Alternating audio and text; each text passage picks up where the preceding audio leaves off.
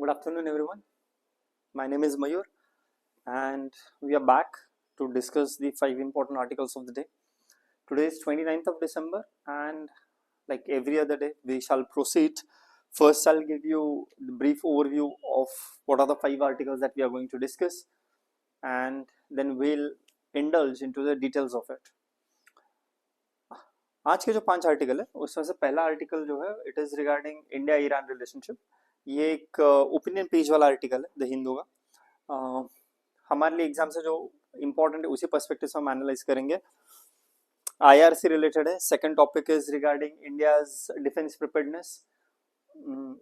President ma'am, honourable president ma'am ने एक पाकशीर जो एक सबमरीन है उसके अंडर उसमें से एक जाकर खुद सॉर्टी किया.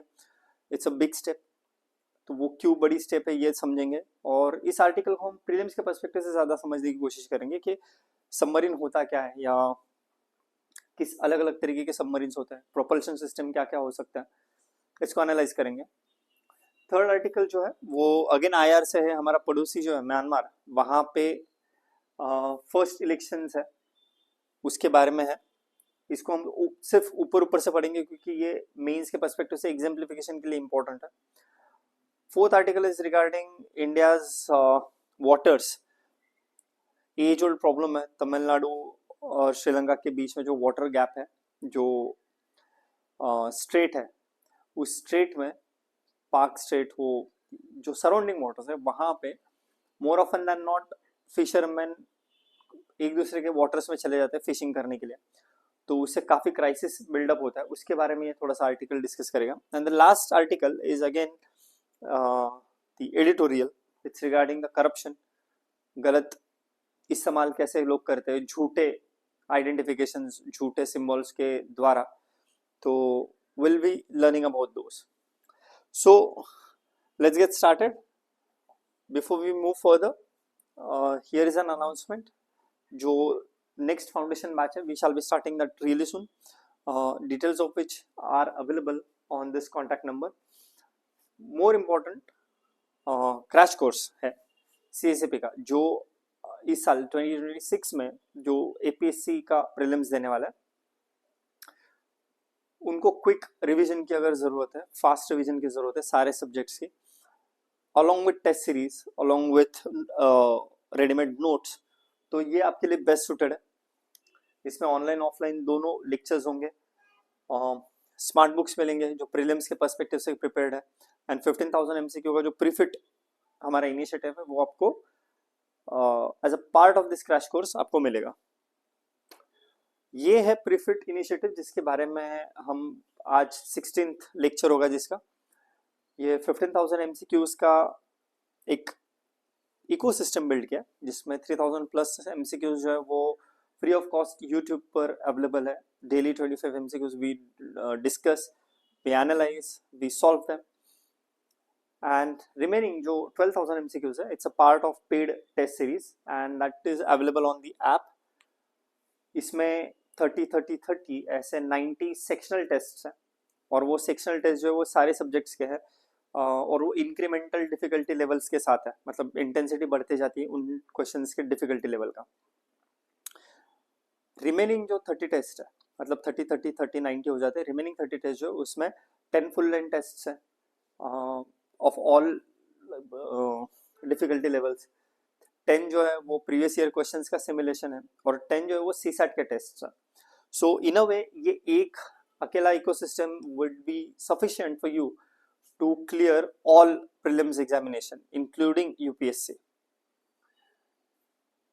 so ये जो टेस्ट सीरीज है, ये जो डॉक्यूमेंट्स है, ये जो PPTs है, ये सारे ऐप के ऊपर अवेलेबल है, और those app can be access by downloading through these QR codes. so let's get started. the first article is regarding India Iran relationship. recently कुछ developments हुए हैं. India has been trying to interact with Iran on different levels. तो ये development होते रहेंगे. हमारे लिए exam के पर्सपेक्टिव से क्या इंपॉर्टेंट है उसको हम समझेंगे.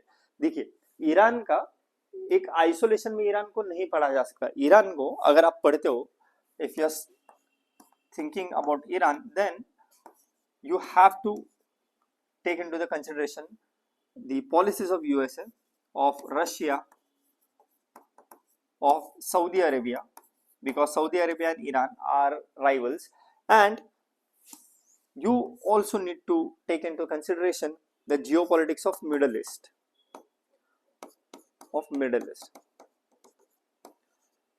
क्योंकि एज ओल्ड हिस्ट्री रही है कि ईरान, सऊदी अरेबिया एंड तुर्की, ये तीनों country, they want to take leadership of Islamic world. Iran is dominated by the Shia, Saudi Arabia is dominated by the Sunnis, and Turkey is dominated by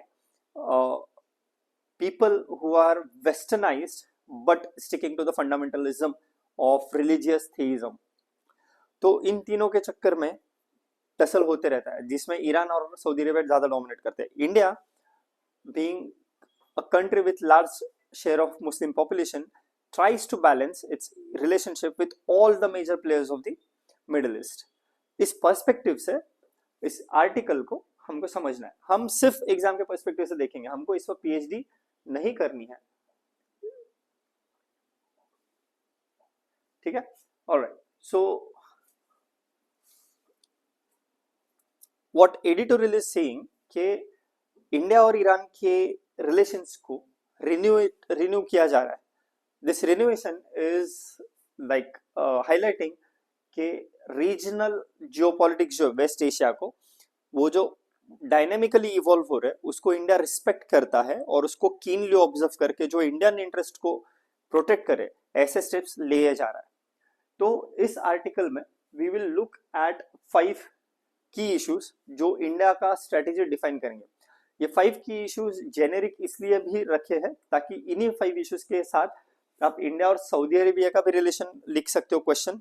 इन्हीं 5 generic points के साथ आप India Qatar, India Iran, India Iraq, India Turkey equation के साथ answers लिखे जा सकते हैं. सो इस आर्टिकल से ये 5 कोर पॉइंट्स हमें मिलता है. फर्स्ट इज जो स्ट्रेटेजिक इंपॉर्टेंस है ईरान का फॉर इंडियाज वेस्टवर्ड कनेक्टिविटी, क्योंकि Iran is situated as a middle part. India के बाद में पाकिस्तान, पाकिस्तान के बाद अफगानिस्तान, उसके बाद यूरोप से कनेक्टिविटी और उसके बाद मिडिल ईस्ट से कनेक्टिविटी के लिए Iran is an important player. Iran का उतना ही ज्योग्राफिक कनेक्शन जितना मिडिल ईस्ट के साथ है, उतना ही सेंट्रल एशिया के साथ में और उतना ही इंडियन सबकॉन्टिनेंट के साथ में. तो इंडिया ईरान अपने जियोपॉलिटिकल ज्योग्राफिकल लोकेशन की वजह से becomes important for India's land connectivity towards the west of it. Second, India needs to balance its ties Iran के साथ along with relations with the US and Gulf countries, क्योंकि USA and most of the Gulf countries are not in good terms with Iran. उनका हमेशा से झगड़ा चलता रहा है.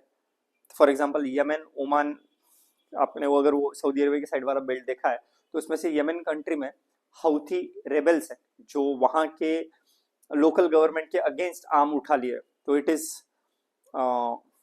एलिज्ड ये हौथी रेबल्स प्रॉक्सी फ्रंट है ईरान का और जो गवर्नमेंट है वो प्रॉक्सी फ्रंट है सऊदी अरेबिया का. तो ये एक दूसरे से लड़ रहे यमन में. इसी तरीके के कुछ जब आईसिस बना था उस टाइम पे, इसी तरीके का सीरिया में जो गवर्नमेंट के खिलाफ जो पिछले 12 साल से 15 साल से सिविल वॉर चल रहा है, उसी तरीके से.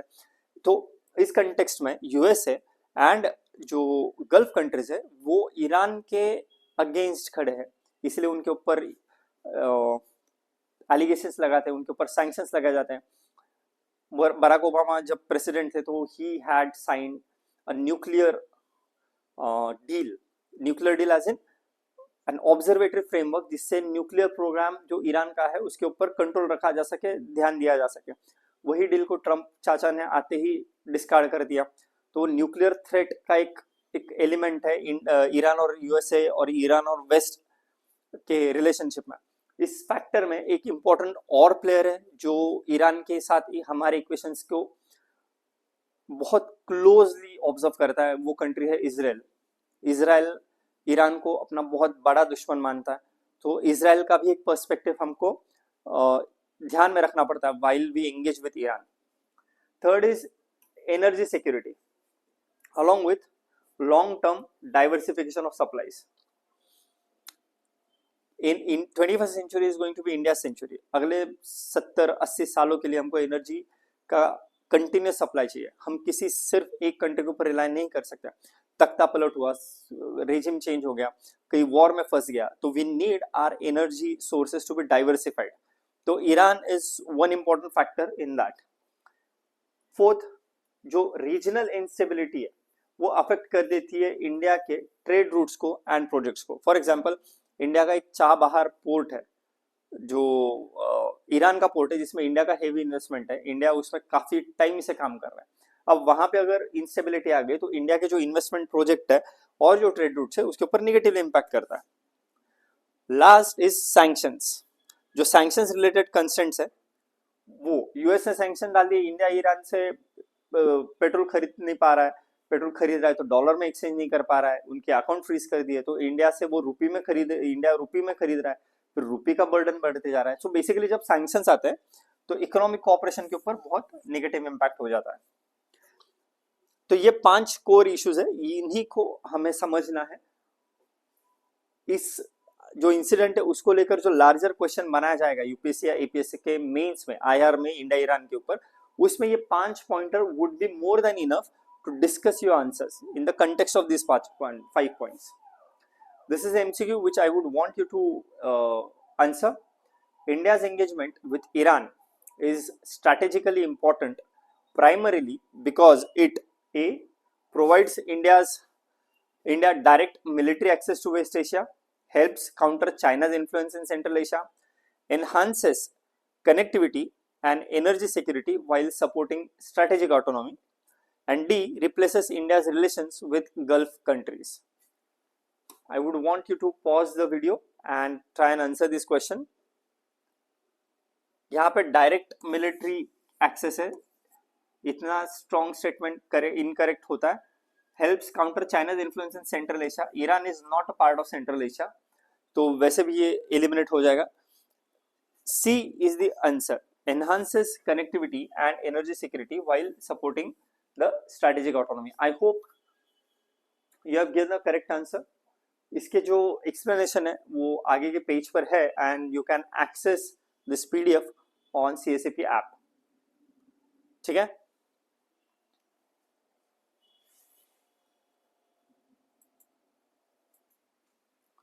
Let's move on to the second article. Honorable President ma'am went on a submarine sortie. सॉर्टी, ये मतलब सॉर्टी जो होती है वो करामत होती है. जैसे अगर आप सॉर्टी का मतलब क्या होता है, जैसे कि आपने फाइटर प्लेन्स को देखा होगा कि ऐसे जाते हैं और अचानक से उल्टे हो जाते हैं, फिर ऐसे ऐसे कर रहे हैं, डिफरेंट ये करते हैं, those are referred as sortie, different sortie. वैसे सबमरीन का एक सॉर्टी में ऑनरेबल मैम गई एंड शी एक्सपीरियंस्ड इट. तो हम इस आर्टिकल को क्यों पढ़ेंगे, क्योंकि यूपीएससी या एपीएससी को ये आदत है कि जब ऐसा कुछ होता है तो उससे रिलेटेड, न्यूज से रिलेटेड जो कंटेंट है उस पर वो एमसीक्यू फ्रेम करता है. तो लेट्स गेट गोइंग. हम इस आर्टिकल को प्रेसिडेंट मैम के पर्सपेक्टिव से ये क्यों इंपॉर्टेंट था इसको समझेंगे. एंड दूसरा विल अंडरस्टैंड कि because of this article we will delve into what is submarine, what is the role of it, या उसमें अलग अलग टाइप क्या है, इंडिया में कौन से अलग अलग टाइप के अवेलेबल है. तो we'll jump onto that directly. There are different types of submarines in India. पहला जो टाइप है, it is nuclear powered ballistic missile submarine, SSBNS. Nuclear powered, नाम ही बता रहा है कि उसका जो फ्यूल है वो फ्यूल होगा न्यूक्लियर का. अब सबमरीन का रोल क्या होता है? सबमरीन का रोल होता है कि समुद्र के आपने जो जितने भी इंडियन नेवी के बोट्स देखे होंगे, जहाज देखे होंगे, वो पानी के ऊपर से तैरता है. सबमरीन इकलौता ऐसा इंस्ट्रूमेंट है, इकलौता ऐसा यूनिट है जो पानी के नीचे से जाकर अटैक करता है. अब वो पानी के नीचे से जाता है तो इससे लोग जो ऑपोजिशन वाले जो नेवल फोर्सेस उनको नहीं दिखाई देते, वो उनका अटैक बहुत सटल तरीके से हो जाता है और बहुत डिस्ट्रक्टिव होती है सबमरीन्स।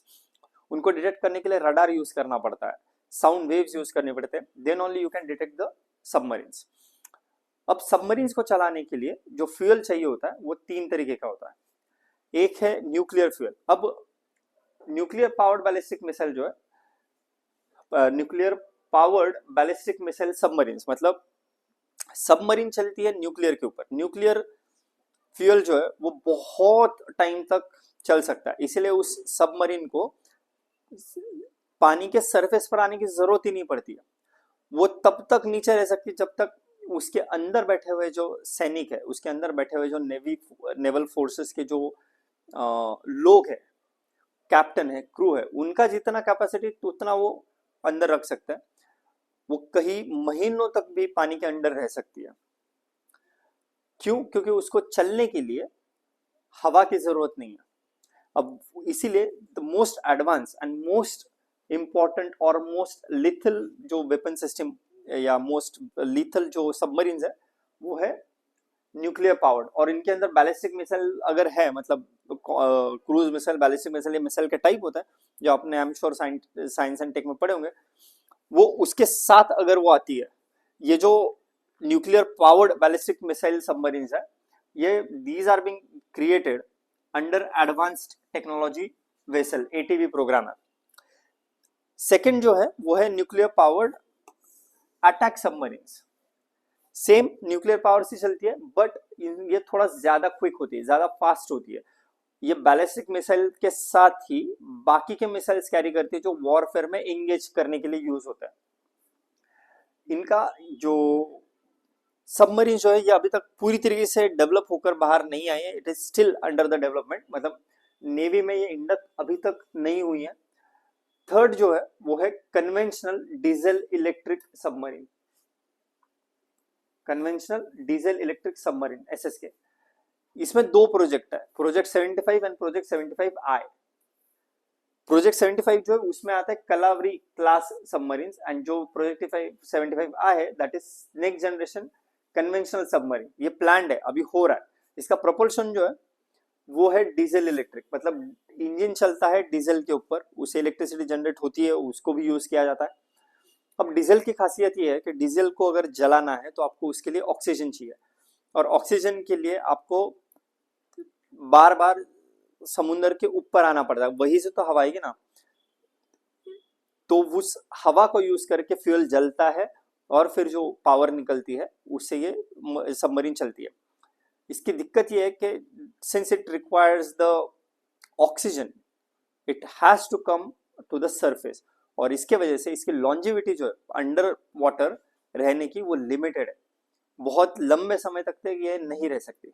ठीक है, इसी में और एक इंजन आता है which is air independent, meaning जो डीजल इलेक्ट्रिक ही होगा लेकिन उसके लिए जो हवा चाहिए वो अंदर ही जनरेट करके, जैसे टर्बो इंजन होते हैं जिसमें नेचुरली एस्पिरेटेड इंजन के जैसे जगह पर टर्बो इंजन जो होता है, मतलब बाहर से हवा लेने के अलावा जगह पर it creates its own air, it reuses the same air. ठीक है, तो ये होता है टर्बो। कुछ इसी तरीके का एयर इंडिपेंडेंट प्रोपल्शन सिस्टम भी आता है। इसके जो डिटेल्स है वो साइंस एंड टेक के लेक्चर्स में आपको पढ़ाए जाते हैं, आई एम श्योर, बट इसमें बस इतना ही हमको समझना था। अब जो इंडिया के में सबमरीन ऑपरेट होते उसमें है न्यूक्लियर प्रोपल्शन वाले जो लॉन्ग इंड्योरेंस कर सकते हैं, sustained under water operations conduct कर सकते हैं। दूसरा है डीजल इलेक्ट्रिक प्रोपल्शन जिसमें हमने प्रोजेक्ट 75I के बारे में पढ़ा। इसका इंड्योरेंस जो है वो लिमिटेड है क्योंकि ये बार बार ऊपर आना पड़ता है, लेकिन इसका प्लस पॉइंट ये है कि बहुत शांति से निकल जाता है, मतलब आवाज किए बिना बहुत कम आवाज में शैलो वाटर से भी निकल जाता है। थर्ड जो है वो एयर इंडिपेंडेंट प्रोपल्शन है, मतलब जैसे अभी कहा कि कंबशन के लिए एयर बाहर से लेने की जगह पर वो अंदर ही रीसाइकल करके रीयूज कर सकते हैं। इसके डिटेलिंग टेक्निकल अलग है, मैं बस आपको सिंप्लीफाई करने के लिए इस लैंग्वेज में समझा रहा हूँ। ये 3 तरीके के जो प्रोपल्शन सिस्टम वाले जो सबमरीन है वो इंडिया में अभी काम कर रहे हैं। Now since president went on this sortie, इसके ऊपर मेंस का क्वेश्चन आएगा, तो उसमें क्या पॉइंटर्स हम लिख सकते हैं, क्या क्यों इंपॉर्टेंट है। एक, ये रिस्की ऑपरेशंस होता है, ये रिस्की है, सबमरीन्स के अंदर जाना, अंदर रहना, उसके लिए अलग तरीके का फिजिकल एंड्योरेंस लगता है, अलग तरीके का साइकोलॉजी अलग लगती है, इसलिए अलग तरीके से आपका माइंडसेट बिल्डअप होना जरूरी है। तो आर्मी मतलब नेवल फोर्सेस को ये विजिबिलिटी बहुत जरूरी है, visibility of civilian leadership with armed forces. सिर्फ आर्मी क्यों जाए, सिविलियन लीडरशिप जो, फॉर एग्जांपल शायद 2 साल पहले तेजस जो सिंगल इंजन एयरक्राफ्ट है इंडियन मेड, उसमें ऑनरेबल प्राइम मिनिस्टर जी ने सॉर्टी की थी। तो ये एक सिंबॉलिकल एक्ट है कि we trust you and we will lead from the front. Second is जो स्ट्रैटेजिक रेलेवेंस है ऑफ अंडर सी वॉरफेयर, उसको हाईलाइट करना मॉडर्न वॉरफेयर कॉन्फ्लिक्ट में। अंडर वाटर जो वॉरफेयर होता है ना, वो कई बार निग्लेक्ट हो जाता है, उसकी तरफ ध्यान नहीं जाता। थर्ड, ये सबमरीन बेस्ड कैपेबिलिटी जो है उसकी डिटरेंस वैल्यू को इंक्रीज करना। Fourth, operational readiness, operation standards, इसको बार बार रिव्यू करते रहना। And the last one is जो सेल्फ रिलायंस है डिफेंस मैन्युफैक्चरिंग में, उसके ऊपर लॉन्ग टर्म फोकस को एम्फेसिस करना। ये पांचों चीजें जब ऑनरेबल प्रेसिडेंट मैम सॉर्टी करती है तो हाईलाइट होती है, वो इंटरेस्ट को रिजुवेनेट करती है इस टॉपिक में। Please pause the video and try and answer this MCQ. Which of the following correctly distinguishes India's SSBN मतलब from conventional diesel electric submarines? SSBN are used only for coastal patrols. SSBN form part of India's nuclear deterrence capability. Diesel electric submarines have longer underwater endurance than SSBNs. And SSBNs are primarily meant for humanitarian missions. The correct answer would be, pause the video and give the answer. Correct answer would be B. SSBNs form the part of India's nuclear deterrence capability. क्योंकि इसमें ballistic missile carrying capacity होती है ना, और ballistic missiles में आप nuclear warhead भी use कर सकते हो। Alright, let's move on to the third article. Myanmar begins first election since the takeover of the military. Myanmar में इलेक्शंस हो रहे हैं, ये इंडिया के पर्सपेक्टिव से इम्पोर्टेंट है। ये इसलिए इम्पोर्टेंट है क्योंकि इंडिया का नॉर्थ ईस्ट म्यांमार से कनेक्टेड है। अरुणाचल, नागालैंड, मणिपुर, मिजोरम, इन चारों स्टेट्स की बाउंड्री म्यांमार से मिलती है। तो म्यांमार में स्टेबिलिटी आना इंडिया के नॉर्थ ईस्ट के पर्सपेक्टिव से इज वेरी क्रिटिकल। स्पेशली पिछले 2 साल से जो मणिपुर क्राइसिस जिस तरीके से बिल्ड हो रहा था, उसको मद्देनजर रखते हुए it becomes of utmost importance. Apart from that, Myanmar से रखाइन प्रोविंस में जो रोहिंग्याज है, उनके साथ जो कुछ भी हो रहा है, बुद्धिस्ट लोग एंड मुस्लिम रोहिंग्या के बीच में जो क्लैशेस हो रहे हैं, उसका इम्पैक्ट इंटरनल सिक्योरिटी के ऊपर पड़ रहा है। ये बांग्लादेश में आसरा ले रहे हैं, फिर वहां से इंडिया में ले रहे हैं, इंडिया में आ रहे हैं, इंडिया में भी it has become a huge security concern. In order to manage this in from India's perspective, it becomes of utmost importance कि म्यांमार स्टेबल रहे। अब म्यांमार के रखाइन प्रोविंस में तो इशू चल ही रहा था, लेकिन अगर आपने नोटिस किया हो तो पिछले कुछ दिनों से थाईलैंड एंड कंबोडिया, ये दोनों कंट्रीज के बीच में वॉर चल रहा है रिगार्डिंग लैंड बॉर्डर डिस्प्यूट। कुछ टेम्पल्स है जिसको इंटरनेशनल कोर्ट ऑफ जस्टिस ने कंबोडिया के फेवर में उसको दे दिया है, रूल आउट कर दिया है, येट कंबोडिया और थाईलैंड के बीच में दिक्कत चल रही है। तो म्यांमार के अंदर इंस्टेबिलिटी, उसके वेस्ट में इंस्टेबिलिटी, ईस्ट में वो इंस्टेबिलिटी आ सकती है बॉर्डर स्टेट्स में। म्यांमार से सी रूट के थ्रू बांग्लादेश काफी पास में है, बांग्लादेश में जो इंस्टेबिलिटी है उसका भी इन्फ्लुएंस हो सकता है। तो इन सारे फैक्टर्स का इंडिया के नॉर्थ ईस्ट के ऊपर बहुत नेगेटिव इंपैक्ट पड़ सकता है। इसीलिए हमारे पर्सपेक्टिव से म्यांमार में स्टेबिलिटी आना और उसके लिए डेमोक्रेटिक तरीके से इलेक्शंस होना is of utmost importance. Myanmar में जो डेमोक्रेटिक गवर्नमेंट था उसको मिलिट्री कुप जो हुआ, मिलिट्री जनता ने जो कुप किया वो 2021 में किया था। सो आज उसको 5 साल लगभग हो चुके हैं। अब 5 साल के बाद अब थोड़ा हो पाया है कि वहां पे डेमोक्रेसी हो सकती है, लेकिन इस होप के साथ कुछ इंपॉर्टेंट कंसर्न्स रेज हुए, हम उनको समझेंगे। फर्स्ट, जो मेजर पॉलिटिकल पार्टीज है जो इलेक्शंस में लड़ सकती थी उसमें से काफी सारे पॉलिटिकल पार्टीज इस इलेक्शन में पार्टिसिपेट ही नहीं कर रही है क्योंकि उनको डिबार कर दिया है। दूसरा, जो इलेक्टोरल प्रोसेस है उसको कंट्रोल कर रही है मिलिट्री। जो इलेक्शन कंडक्ट करने वाला इंस्टीट्यूशन है उसको भी कंट्रोल कर रही है मिलिट्री। तो अगर कोई चीज मिलिट्री के कंट्रोल में है तो वो इलेक्शन को कितना लेजिटिमेट माना जाएगा। इट इज पॉसिबल कि वो इलेक्शन रिग्ड हो सके, इट इज पॉसिबल कि मिलिट्री इन्फ्लुएंस करके रिजल्ट जो इलेक्शंस के उसको चेंज कर सके, मैनिपुलेट कर सके।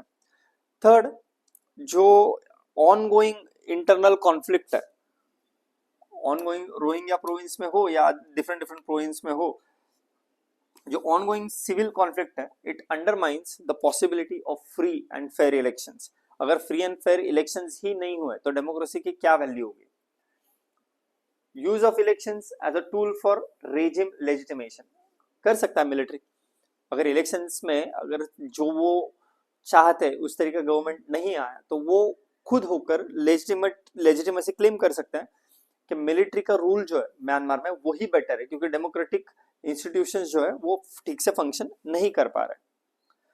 And the last and probably the most important, जो भी इलेक्टोरल आउटकम आएगा, जो कोई पॉलिटिकल पार्टी जीतेगी, जो कोई गवर्नमेंट फॉर्म करेगा, उसको वर्ल्ड ने भी तो एक्सेप्ट करना चाहिए क्योंकि जो इंटरनेशनल एक्सेप्टेंस है ऑफ दिस इलेक्टोरल आउटकम वो ही लिमिटेड है। ऐसा भी हो सकता है कि सब ठीक हो जाए लेकिन वेस्ट डेवलप्ड वर्ल्ड आजू के कंट्री शायद एक्सेप्ट ही ना करें इस इलेक्शन के रिजल्ट को। So that will also create a chaos। सो हमारे लिए एग्जाम के पर्सपेक्टिव से will have to evaluate this topic from the prism of securing India's interest. ये एमसीक्यू है। I would request you to pause the video and attempt this. Why is Myanmar's post coup elections widely viewed with scepticism, मतलब शक की निगाहों से क्यों देखा जा रहा है। A, it is being held during economic slowdown. B, major opposition forces have been excluded from the process. C, voter turnout is expected to be low. And D, the election is being conducted in phases. The correct answer is B. Major opposition parties have been excluded from the process. Let's jump on to the next article. Sri Lankan Navy arrest 3 Tamil Nadu fishermen. ये news आपको बार बार आती रहेगी। कभी Indian navy Sri Lankan fisherman को arrest कर लेती है, कभी श्रीलंकन तमिलियन फिशरमैन को अरेस्ट कर लेता है। सो ये आता रहता है। हमारे लिए ये इंपॉर्टेंट नहीं है कि 3 अरेस्ट हुए, 30 अरेस्ट हुए, या इंडिया के अरेस्ट हुए या श्रीलंका के अरेस्ट हुए। हमारे लिए इंपॉर्टेंट यह है कि ये क्यों अरेस्ट होता है, उन वाटर्स में क्या दिक्कत आती है, फिशरमैन के इश्यूज क्या है। इन इश्यूज के पर्सपेक्टिव से हमको ये आर्टिकल देखना है। एक, इंडिया का और श्रीलंका का जो मैरीटाइम वाटर डिस्प्यूट है वो कई दशकों से चल के आ रहा है। जो मैरीटाइम बाउंड्रीज है वो ओवरलैपिंग है, एंड जो ट्रेडिशनल इंडिया तो बाद में बना, श्रीलंका बाद में बना, लेकिन वहां के जो लोकल कल्चर्स है वो हजारों सालों से वहां पे रह रहे हैं। तो उनके ट्रेडिशनल राइट्स है किस जगह पे वो फिशिंग करेंगे, किस जगह पे वो नहीं करेंगे। तो उन ट्रेडिशनल फिशिंग राइट्स को आपको कंसिडर करना होगा। दूसरा, जो छोटे फिशरमैन है वो ज्यादा फंसते हैं क्योंकि जो बड़े फिशरमैन है उनके पास तो डिजिटल मैप्स है, सैटेलाइट इमेजरी है, उनको एग्जैक्टली पता होता है कहाँ पे टर्न लेना है, कहाँ पे बॉर्डर क्रॉस करे। लेकिन जो छोटे फिशरमैन है जो एक छोटी से नौका लेकर निकल जाते हैं, उनके पास ना सैटेलाइट है ना कुछ है, तो उनके पेट का सवाल है, तो उनके उस लाइवलीहुड को क्वेश्चन में लेकर आ जाता है, ये क्रिमिनलाइज कर देता है। जिनका कोई लेना देना नहीं, they are not threat to Sri Lankan authority और not threat to Indian authority, लेकिन ये छोटे फिशरमैन को अरेस्ट करके क्रिमिनलाइज कर देते हैं। थर्ड, जो ऐसे कॉन्फ्लिक्ट होते हैं उसको रिजॉल्व करने के लिए इंडिया और श्रीलंका के बीच में एक बायलैटरल मैकेनिज्म होने की जरूरत है। अभी के कंटेक्स्ट में, अभी के सिचुएशन में वो बायलैटरल जो मैकेनिज्म है वो क्विक नहीं है, it's a very time consuming, effort consuming. किसी छोटे फिशरमैन को आप अरेस्ट कर लोगे, उसको छोड़ देंगे, लेकिन उसको छोड़ने के लिए 2-2.5 साल लग गए, तो उसकी तो पूरी लाइफ डिस्टर्ब हो गई ना। और उसमें गलती क्या थी, उसने तो लाइन डिसाइड नहीं की थी, उसके पास उतने सैटेलाइट, उतने इमेजरी, उतना एडवांस टेक्नोलॉजी है भी नहीं। फोर्थ, जो रिपीटेड डिटेंशन है, कभी उन्होंने 10-15 अरेस्ट कर लिए, कभी हमने 10-15 अरेस्ट कर लिए, इसके वजह से बाकी का जो इंडिया श्रीलंका रिलेशन है उसके ऊपर स्ट्रेन आता है, उसके ऊपर निगेटिव इंपैक्ट पड़ता है। And the last one is, जो कोस्टल कम्युनिटीज है दोनों तरफ के, उनको फिशिंग को सस्टेनेबल अल्टरनेटिव प्रोवाइड करना जरूरी है ना, वो तो एब्सेंट ही है। जो बाहर के बड़े फिशरमैन है, जो कहीं और से दूर दूर से आते हैं, वो अपना ह्यूज बोट्स लेकर, मैकेनाइज्ड ट्रॉलर्स लेकर, सी बेड को खुदेड़ते हुए सारा फिश कलेक्ट कर लेते और चले जाता है। जो लोकल्स है वो प्रॉब्लम में आते हैं, स्पेशली छोटे फिशरमैन। तो उनको सस्टेनेबल अल्टरनेटिव की जरूरत है और उसको प्रोवाइड करना is of utmost necessity. Please pause the video and try and attempt this MCQ. The recurring arrest of Indian fishermen by Sri Lanka primarily reflect which underlying issue? A. Absence of maritime boundary agreement. B. Non-ratification of UN clause by Sri Lanka. C. Livelihood dependence on contested fishing grounds. या D. Militarization of Indian Ocean. Try and attempt this MCQ. अच्छा, answer नहीं दिया ना। Correct answer is C, the livelihood dependence on contested fishing grounds. कुछ कुछ जगहों पे तो आपको ऐसा लगेगा कि एक फीट आप उधर चले गए तो आप श्रीलंकन वाटर्स में हो, 1 फीट इधर हो तो आप इंडियन वाटर्स में हो, और उसी लाइन को क्रॉस करते हुए अगर आप लेफ्ट या राइट में सीधे चले जाओगे तो आपको पता भी नहीं चलेगा कौन सा श्रीलंकन वाटर है, कौन सा इंडियन वाटर्स है। तो ये दिखता ऊपर से जितना आसान है उतना ही ग्राउंड पे कॉम्प्लिकेटेड है, स्पेशली जो स्मॉल फिशरमैन है उनके लिए। This is the final article of the day. ये आर्टिकल को हम डिटेल्स में नहीं समझेंगे क्योंकि उसकी जरूरत नहीं है। इस आर्टिकल को बस इसलिए लिया गया है ताकि एक पेक्युलियर इशू हाईलाइट हो रहा है उसको आप समझो। इस आर्टिकल का कंटेक्स्ट क्या है कि कुछ कुछ ऑफिसर, कुछ कुछ लोग हैं, फॉर एग्जांपल राजस्थान में हुआ था कि वो एक इंसान लगभग 15-20 दिन से गवर्नमेंट से सब कुछ फैसिलिटीज ले रहा था, कार, ड्राइवर, सब कुछ, ये बोलकर कि वो पीएमओ में काम करता है। अपना आईडी कार्ड फेक बनवा दिया था, अपना गाड़ी पे झूठे सिंबल लगा दिए थे। जब किसी ने क्वेश्चन किया तब वो पकड़ा गया। ऐसे केसेस पास्ट में भी हुए। ये जब तक वो खुद को फायदा उठा रहा था तब तक समझ में आता है, लेकिन जब इस तरीके से कोई करप्शन करने लगता है तो और ज्यादा एथिक्स में केस स्टडी बनने का आपका पॉसिबिलिटी बढ़ जाता है। इस आर्टिकल को बहुत quickly will go through it और सिर्फ ओवरव्यू लेंगे इसका। This article highlights how misuse of official symbols and the false claims of authority enable corruption and the public deception. ठीक है, ये करप्शन जो होता है ना, it thrives where the authority symbols, जो भी ऑथोरिटी के सिंबल है, मतलब लाल बत्ती हो गई, पायलट व्हीकल हो गया, आई कार्ड हो गया, नेशनल एम्बलम हो गया, these are misused and accountability उसकी अगर वीक है तो।